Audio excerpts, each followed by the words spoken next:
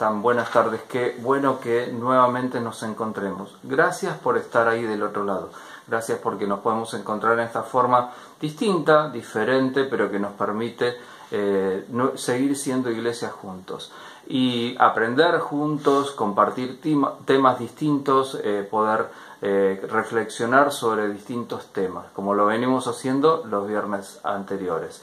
En esta tarde nos planteamos reflexionar junto al Ministerio de Enseñanza de la Iglesia de la Puerta Abierta, empezar a hacer un recorrido a través de 4 semanas de incidentes en la vida del Señor Jesucristo, que nos van a ayudar a crecer espiritualmente seguramente a cada uno de nosotros. En la tarde de hoy vamos a revisar el caso del hijo pródigo. La semana siguiente, o sea, la segunda semana, la parábola del buen samaritano. En la tercera semana, Jesús y el joven rico. Y en la última, en la cuarta semana, tiene que ver con Santiago, Juan, diciéndole al Señor justamente que le den el primer espacio a ellos o pidiéndole el primer lugar de privilegio a Jesús. Eso es lo que nos planteamos en estas tardes. Así que gracias nuevamente, como les decía, por estar ahí, y quiero dejarlos entonces con la gente del seminario de la Iglesia de la Puerta Abierta para que nos ayuden y nos capaciten y que juntos podamos aprender de la palabra de Dios.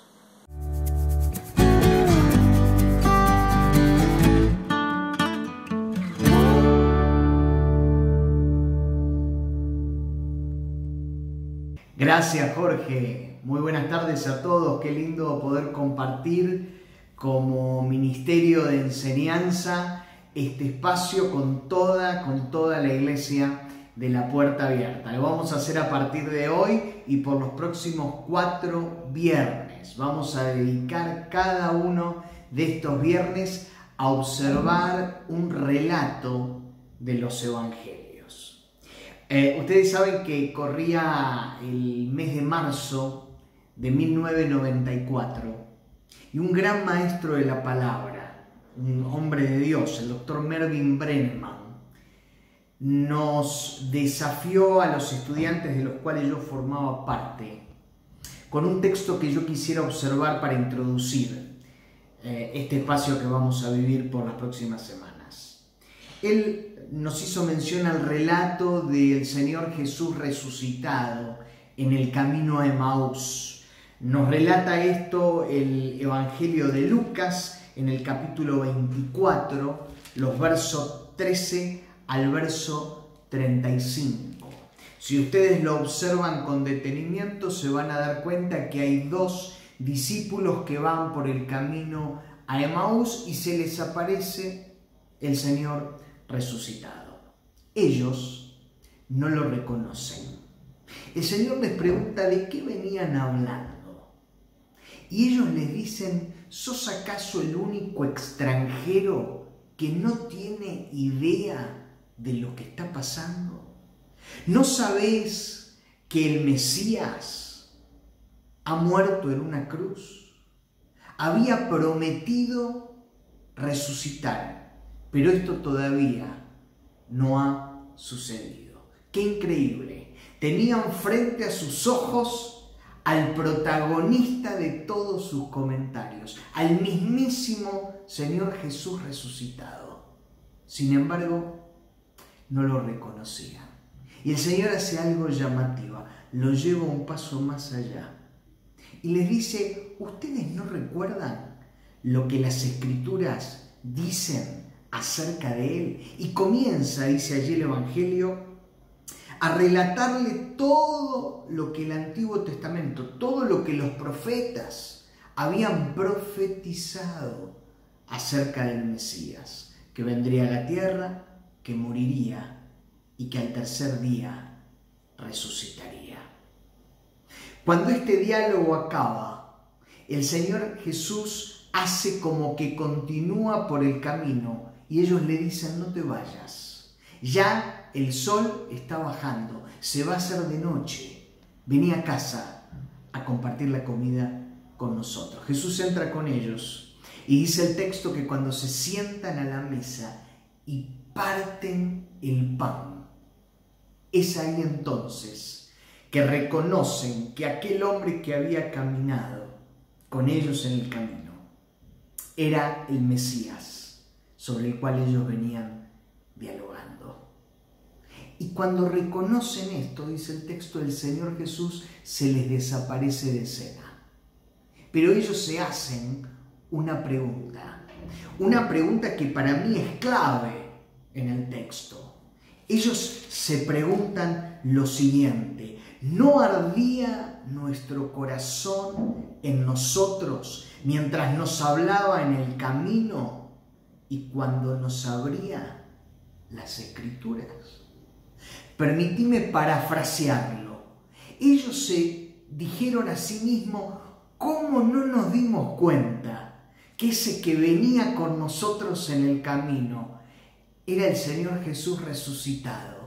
Si cuando nos hablaba las Escrituras, si cuando nos recordaba lo que los profetas tantos años antes dijeron acerca de Él, nuestro corazón ardía. El corazón de ellos ardía a causa de la palabra que el Señor Jesús les estaba recordando. Mi maestro me enseñó exactamente lo mismo, que cuando vamos a las Escrituras nos vamos a encontrar con cientos de detalles, interesantes por cierto, de hecho los vamos a compartir hoy en los próximos viernes. Pero el desafío más grande no es el conocimiento de estos detalles. La tarea habrá sido exitosa y estará cumplida si nuestro corazón arde enormemente porque nos encontramos con la palabra de Dios. Déjame decirte esto: me sentaré satisfecho y exitoso en esto que estamos emprendiendo de esta manera tan particular si mientras esto sucede nuestro corazón arde por la palabra de Dios, como le sucedió a estos dos discípulos. Y yo quiero empezar compartiéndote dos testimonios. El primero de ellos es de Pablo Tovar. Pablo desde hace ya varios años forma parte del grupo de líderes del Ministerio de Enseñanza y él quiere compartirnos lo que significa para él no solamente estudiar la palabra de Dios de manera programada, sino lo que significa transmitir esa palabra a otros. Y el segundo testimonio lo vamos a escuchar de boca de Kevin Luch. Kevin se sumó como integrante de uno de los grupos el año pasado y él nos va a contar qué impacto tuvo estudiar la palabra de Dios de manera sistemática. Escuchamos ambos testimonios y después sí nos metemos de lleno en el tema de hoy. Los escuchamos.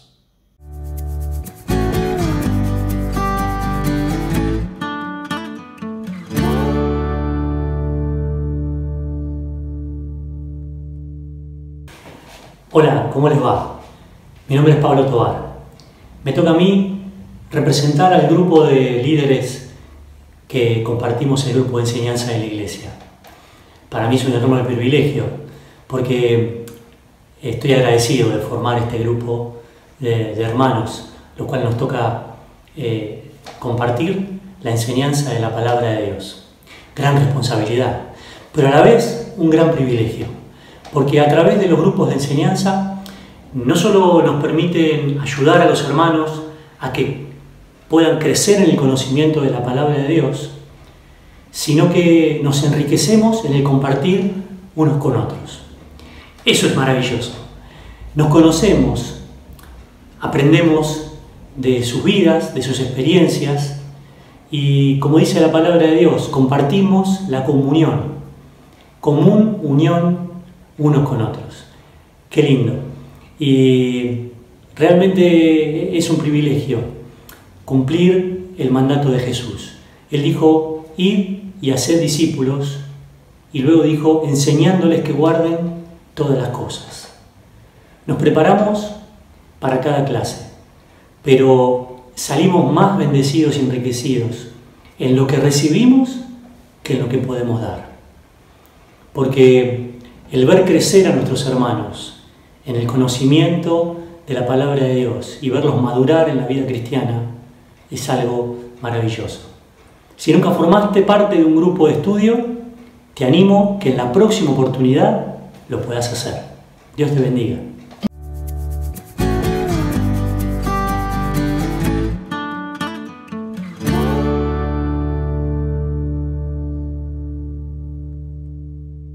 Buenas tardes a todos, espero te encuentres muy bien del otro lado de la pantalla en este infinito día de cuarentena. Ya no sé ni cuántos días vamos, pero es espectacular que podamos volver a conectar un día más en la semana y no solamente en las reuniones de sábado o domingo. Es un lujo de verdad poder estar conectados y ser iglesia en la semana. Te quiero invitar del otro lado a que me acompañes en la lectura de un salmo de David, Salmo 27, versículo 4. Voy a leer en NBI. Una sola cosa le pido al Señor y es lo único que persigo: habitar en la casa del Señor todos los días de mi vida para contemplar la hermosura del Señor y recrearme en su templo. Sabes que me llama mucho la atención que el rey David, un rey que sin dudas ha quedado en la historia del pueblo de Israel, pedía una sola cosa, obviamente con todos sus errores, pero pedía una sola cosa y esa era la intención de su corazón, y era habitar en la casa del Señor. Y decidí tomarlo como un desafío. Te invito a que puedas tomarlo como un desafío, habitar en la casa del Señor todos los días. Y sabes que, gracias a Dios, la Iglesia de la Puerta Abierta tiene el ministerio de enseñanza. Y considero es una herramienta fundamental para poder acercarnos un poco más a Dios, conocer qué es lo que tiene preparados para nosotros y entender cuál es su voluntad. Y de esta manera, el ministerio de enseñanza es sin duda una herramienta que nos permite o nos acerca un poco más a habitar todos los días en la casa del Señor. El año pasado me sumé al grupo de Gustavo y de Esteban y la verdad que fue de mucha bendición. Te recomiendo que en cuanto todo vuelva a la normalidad puedas sumarte.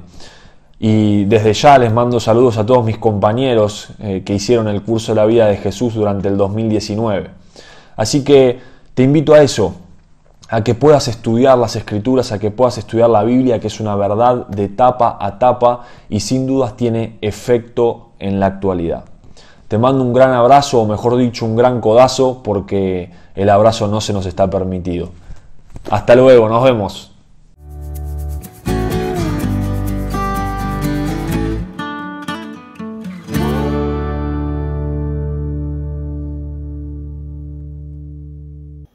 Qué lindos testimonios, ¿no? De lo que sucede en este espacio tan particular que es el Ministerio de Enseñanza. Y queremos ya sí introducirnos de lleno al tema de esta tarde, al primero de los 4 temas que vamos a compartir juntos. Hay una palabra que vos y yo utilizamos frecuentemente y es la palabra decisión, o en el plural, como solemos utilizarla frecuentemente, la palabra decisiones. Yo creo que es una palabra que tiene mucho que ver con el ser humano y tiene que ver con lo que a vos y yo nos toca vivir en el día a día. Vos sabés que hace unos años atrás realizaron una encuesta en Estados Unidos. Pasó algo muy particular. Varias personas se prestaron para esta encuesta y expresaron tener distintos tipos de desafíos para el año que comenzaba. Comenzar una carrera, mudarse, cambiar de trabajo, la decisión que fuese. Al terminar ese año, los encuestadores volvieron a contactar a estas personas y se dieron cuenta que en el mejor de los casos, al revisar las decisiones tomadas al comienzo del año, todos ellos no lograron alcanzar ni siquiera el 50% de las decisiones que habían tomado al comenzar el año. Acá hay un principio que se desprende de esta situación y es que la vida es un conjunto de decisiones a tomar. Todo el tiempo y a través de distintas maneras. Vos y yo estamos tomando decisiones. Una estadística dice, con todo el margen de error que una estadística pueda tener, que vos y yo tomamos al día 2.500 decisiones. 2.500 decisiones. Claro que cuando hablamos de semejante cantidad de decisiones, uno tiene que distinguir dos tipos o dos modelos de decisiones. Están esas decisiones que tomamos todos los días, momento a momento. Esas decisiones que hemos mecanizado, pero que no por eso dejan de ser decisiones. Te voy a poner un ejemplo. En época normal, no ahora, pero en época normal, el despertador suena a 6:30 de la mañana.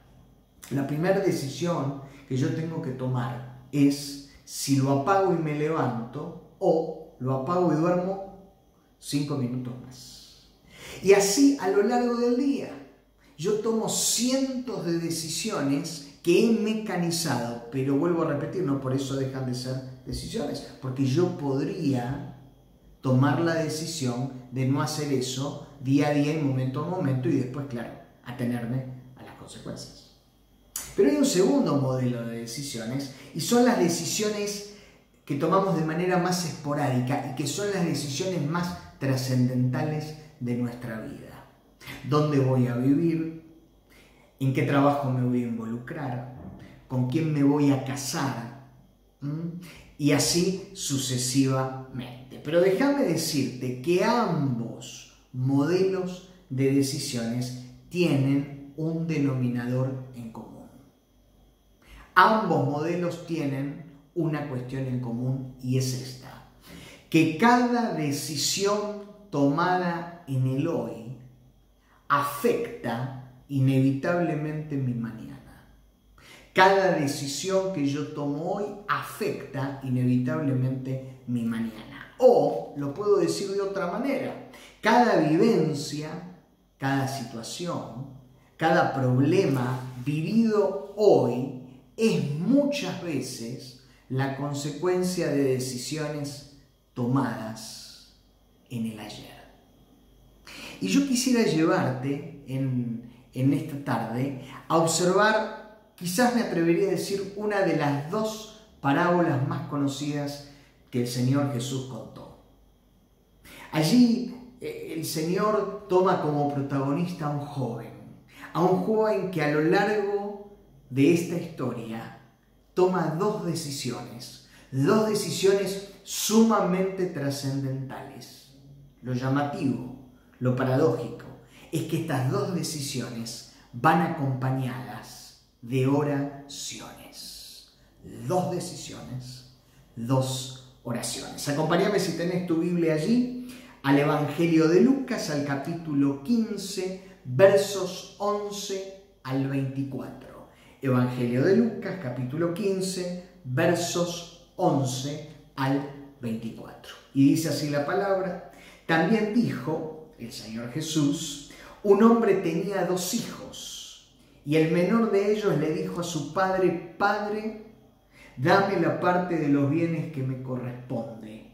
Y les repartió los bienes. No muchos días después, juntándolo todo, el hijo menor se fue lejos a una provincia apartada, y allí desperdició sus bienes viviendo perdidamente. Cuando todo lo hubo malgastado, vino una gran hambre a aquella provincia y comenzó a faltarle. Y fue y se arrimó a uno de los ciudadanos de aquella tierra, el cual le envió a su hacienda para que apacentase cerdos. Y deseaba llenar su vientre de las algarrobas que comían los cerdos, pero nadie le daba. Y volviendo en sí dijo: ¿cuántos jornaleros en casa de mi padre tienen abundancia de pan y yo aquí perezco de hambre? Me levantaré e iré a mi padre y le diré: Padre, he pecado contra el cielo y contra ti. Ya no soy digno de ser llamado tu hijo. Hazme como a uno de tus jornaleros. Y levantándose vino a su padre, y cuando aún estaba lejos, lo vio su padre y fue movido a misericordia, y corrió y se echó sobre su cuello y le besó. Y el hijo le dijo: Padre, he pecado contra el cielo y contra ti, y ya no soy digno de ser llamado tu hijo. Pero el padre dijo a sus siervos: sacad el mejor vestido y vestidle. Poned un anillo en su mano y calzado en sus pies. Y traed el becerro gordo y matadlo, y comamos y hagamos fiesta, porque este mi hijo muerto era y ha revivido. Se había perdido y es hallado. Y comenzaron entonces a regocijarse. Es interesante que el Evangelio de Marcos nos da un detalle que ninguno de los otros evangelios lo hace. Y dice que Jesús, sin parábolas, no les hablaba a la multitud, aunque a sus discípulos en particular les declaraba todas las cosas. Jesús utilizaba frecuentemente la parábola. La parábola era una historia imaginada por el Señor Jesús, no era real, pero, y no es este un dato menor, contenía elementos de la vida cotidiana. ¿Para qué? Para que el que la escuchase la pudiese entender sus enseñanzas y sobre todas las cosas, pudiese aplicar esas enseñanzas a su diario vivir. Lo que es muy interesante es que esta parábola forma parte del capítulo 15 de Lucas. Pero el capítulo 15 de Lucas está formada en realidad por 3 parábolas. Esta es la tercera. Y es interesante observar, abuelo de pájaro, las 2 anteriores. Porque las 2 anteriores, como la que acabamos de leer, las 3 nos hablan de pérdidas. En la primera se pierde una oveja, en la segunda una moneda y en esta tercera un hijo. La que acabamos de leer es la más larga de todas.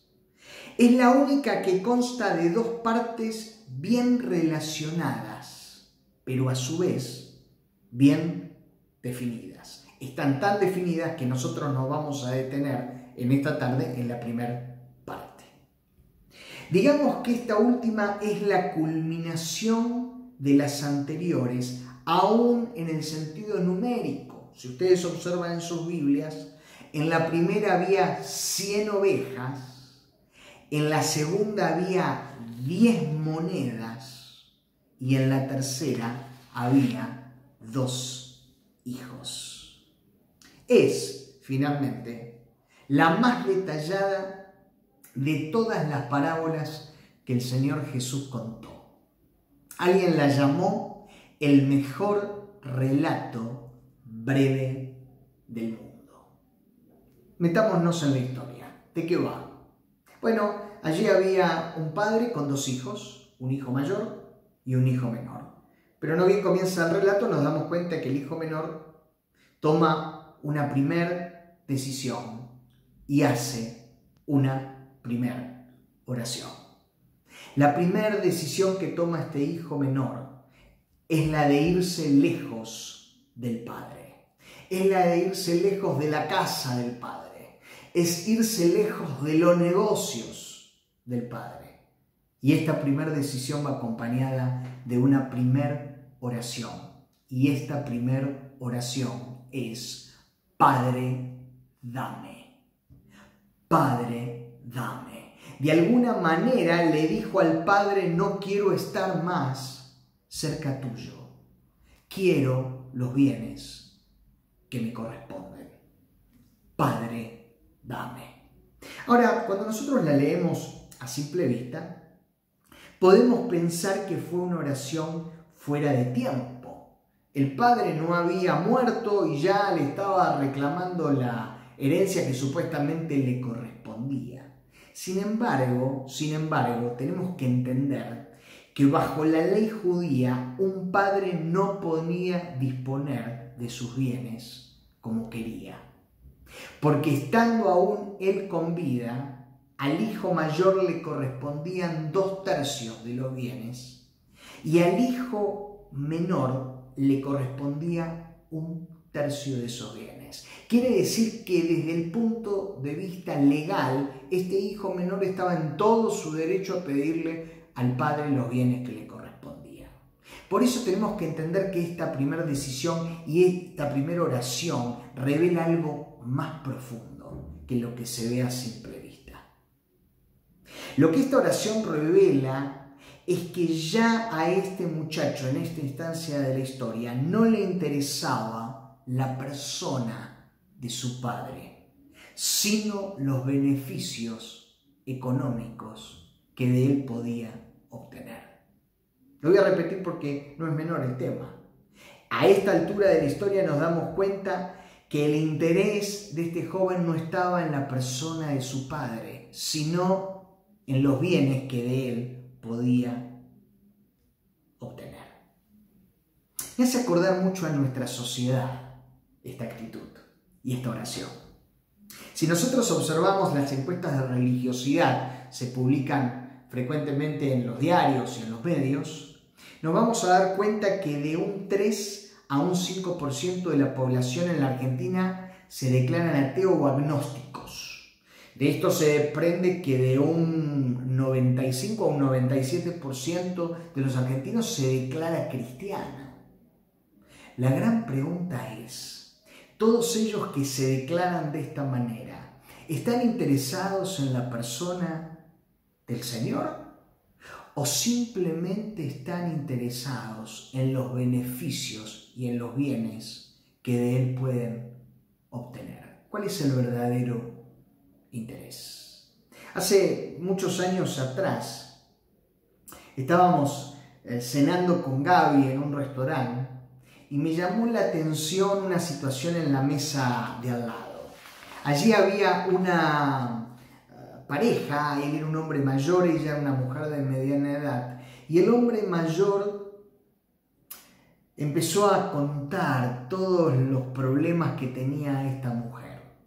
Le empezó a contar una serie de problemas que estaba afrontando. Mientras lo hacía, la mujer abrió su cartera, extrajo una estampita y se la entregó al hombre. Y el hombre automáticamente se rehusó a recibirla y dijo, no, yo en todo esto no creo. Lo llamativo es lo que le dijo la mujer. La mujer le dijo, si crees o no, no es tan importante. Lo importante son todos los beneficios que esta estampita puede traer a tu vida, principalmente en medio de las dificultades por las que estás atravesando. Pero déjame decirte que esto no es una cuestión de nuestra modernidad. Esto es tan viejo como la humanidad mismo. Hay una secuencia muy interesante allí en Juan 5 y en Juan 6. Después lo podés observar con detenimiento. En Juan capítulo 5 Jesús hace dos de las cosas que él frecuentemente hacía y por los cuales las multitudes se le acercaban. Jesús sanaba y Jesús enseñaba. La gente se veía impactado por sus enseñanzas y beneficiado por sus sanidades. Las multitudes lo seguían y él lo hacía allí en Juan 5. Pero en Juan 6 Jesús comienza un extenso discurso autodeclarándose el pan de vida.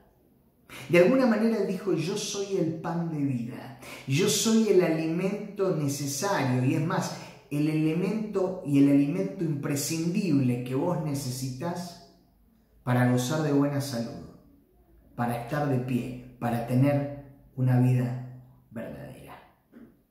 De estar enseñando a las multitudes y de estar sanando, de golpe comienza a confrontarlos y a llamarlos a un verdadero compromiso. Y dice el final, ya casi, del capítulo 6 de Juan, que algunos de sus seguidores, aquellos que estaban impactados por sus enseñanzas y beneficiados por sus sanidades, dijeron, che, esta palabra es demasiado dura.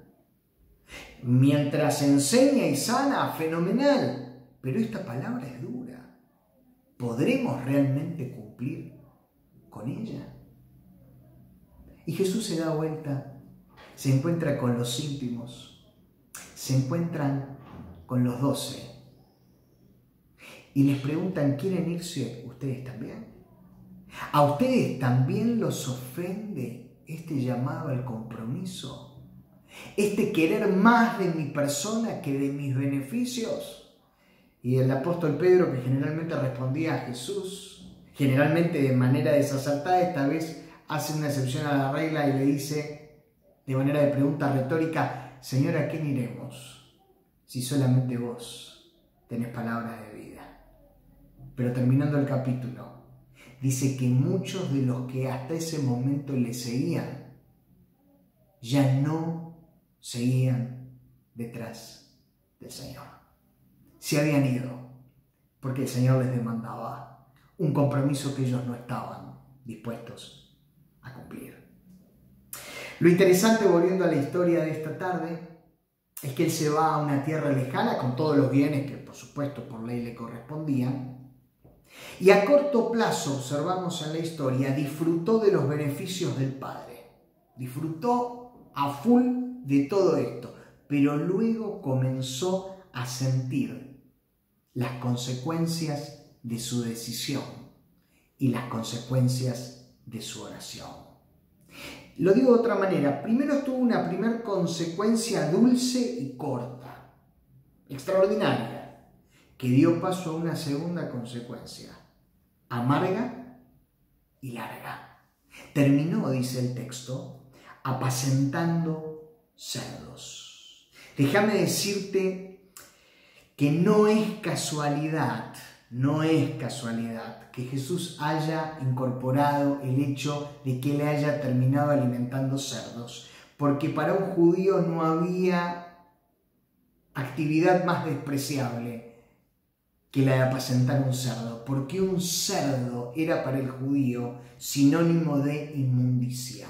Con que el judío tocase al cerdo ya se convertía en inmundo. Imagínense, él estaba apacentándolos. Dicho de otra manera, como judío había caído en lo más bajo que un judío podía caer. Y dice el texto que él entonces volvió en sí. Dicho de otra manera, volvió a tener la misma mentalidad que había tenido antes de pedirle la herencia al Padre. Volvió a ser el mismo hijo que había sido antes de pedirle la herencia al Padre. Y pensó, todos aquellos que están cerca de mi Padre están mejor que yo. Razón por la cual tomó una segunda decisión. Tomó la decisión de volver cerca del Padre. E hizo una segunda oración. Y fue, Padre, hazme. Su segunda oración no fue más, Padre, dame. Su segunda oración fue, Padre, hazme. Padre, hazme como a uno de tus jornaleros. Y tenemos que entender claramente que era un jornalero para entender la profundidad de su oración. Déjame decirte que ser un esclavo era algo tremendo. Un esclavo, dicen los historiadores, era un sujeto, era algo parecido a una mesa o un mueble. Se lo podía tratar con absoluto desprecio porque un esclavo no significaba nada. Pero el esclavo era parte de la familia y tenía derecho a dos cuestiones, al techo y a la comida. No porque el amo fuese muy dadivoso, sino porque si quería tener a ese esclavo trabajando intensamente y que le fuera fructífero, necesitaba tenerlo enérgico y puesto de pie. Entonces el esclavo gozaba del techo y gozaba de la comida. No así un jornalero. Un jornalero, como bien lo dice la palabra, trabajaba por el jornal, trabajaba por la paga del día y podía ser despedido ese mismo día sin ninguna razón. Por eso cuando el muchacho hace esta segunda oración, cuando le dice, Padre, hazme como uno de tus jornaleros, le estaba diciendo, hazme como uno de esos que no tienen ningún derecho, pero que están cerca del Padre. Hazme como uno de esos que no tienen ningún beneficio, pero trabajan para el Padre. Hazme como uno de esos que son tratados como insignificantes, pero que gozan de la presencia permanente del Padre. En definitiva, en esta instancia de la historia, a diferencia de la primera, ya no le importó a este muchacho los beneficios del Padre. No le importó los bienes del Padre. Le importó la persona de su Padre. Dicho de otra manera, deseaba volver a ser el hijo que alguna vez él había sido. Y actuó en consecuencia. Se puso de pie y volvió. Y dice que cuando él aún estaba lejos, ya su padre lo estaba viendo. Esto me da a pensar que ese padre había estado esperándolo deseosamente. Me permite inferir que ese padre tenía la certeza que en algún momento ese hijo iba a volver, porque en ningún lugar iba a estar como estaba en la casa y en los negocios del Padre. Cuando lo ve, dice que corre a él, le abraza, y es interesante que no le permite siquiera hacer la segunda oración. Lo abraza, lo recibe, llora sobre ese hijo y pone el mecanismo en acción.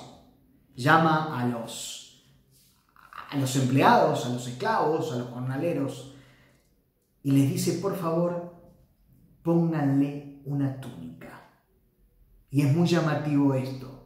¿Saben por qué? Porque la túnica para un judío era sinónimo de honra. Este padre quería honrar a ese hijo que se había ido lejos de la casa. Llamativo, ¿no? No merecía, desde la lógica, honra. Sin embargo, hizo poner sobre él una túnica para simbolizar esta cuestión. La segunda cosa que hizo el padre fue poner en su dedo un anillo. El anillo era sinónimo de autoridad. Y yo me preguntaba qué autoridad podía tener este muchacho que se había descarriado y había despilfarrado todo lo que su padre le había dado. Sin embargo, ese padre reconocía en el hijo autoridad. Y en tercer lugar, le hizo poner calzado en los pies. Déjame decirte que el calzado diferenciaba al hijo del esclavo del hijo de la familia. Le hizo poner calzado para hacer ver a todos que ese hijo era parte de la familia.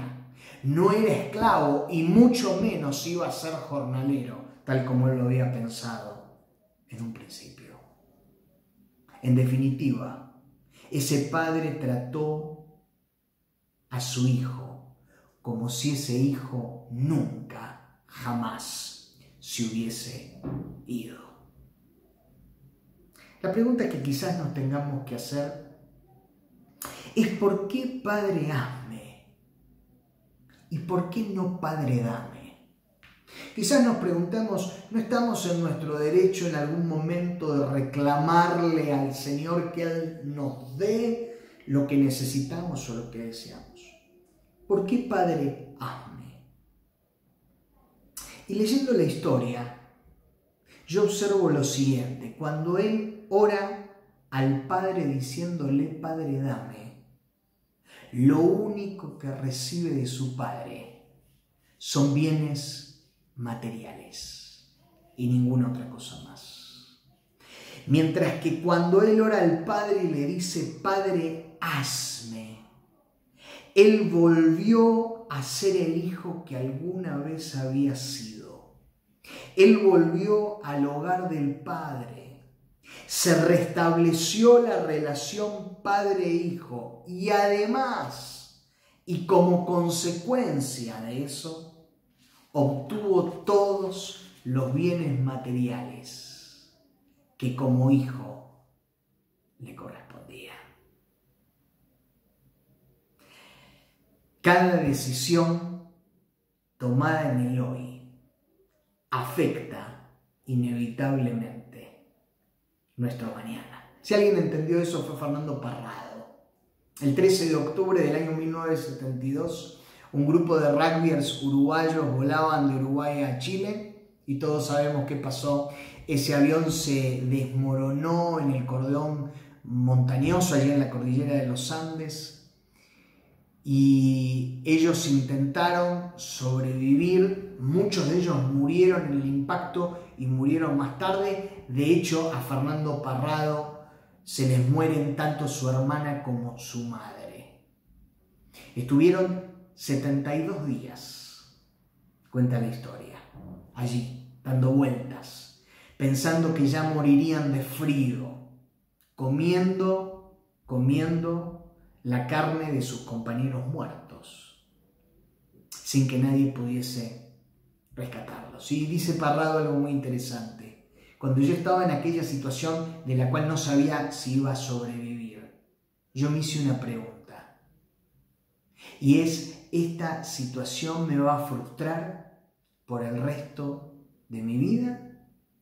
¿O tomaré la decisión de que esta situación tan negativa afecte positivamente el resto de mi vida?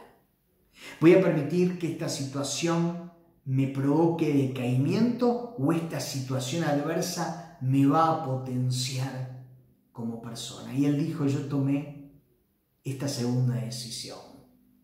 Dice, y no me equivoqué. ¿Sabes una cosa? Dice, paso 150 días al año volando por el mundo, dando mis conferencias. He tenido cientos de inconvenientes después de esto, pero ninguno de ellos tuvo la magnitud del primero, así que no me mueven un pelo. La decisión que yo tomé aquel día, en medio de la adversidad absoluta, forjó el resto de mi vida. Cada decisión tomada hoy afecta nuestro mañana. Y yo quiero dejarte en esta tarde una propuesta, que es la propuesta de Dios a través de esta historia que Él mismo contó. Y es volver al Padre, volver al Señor, y ya no con un Padre dame. Seamos contraculturales y transformemos nuestra oración en un Padre hazme. Esta decisión definitivamente puede cambiar el resto de nuestras vidas. Que el Señor nos bendiga y nos reencontramos, si Él lo permite, el próximo viernes a las 18 horas para meternos de lleno en otro relato de los Evangelios. ¡Chao!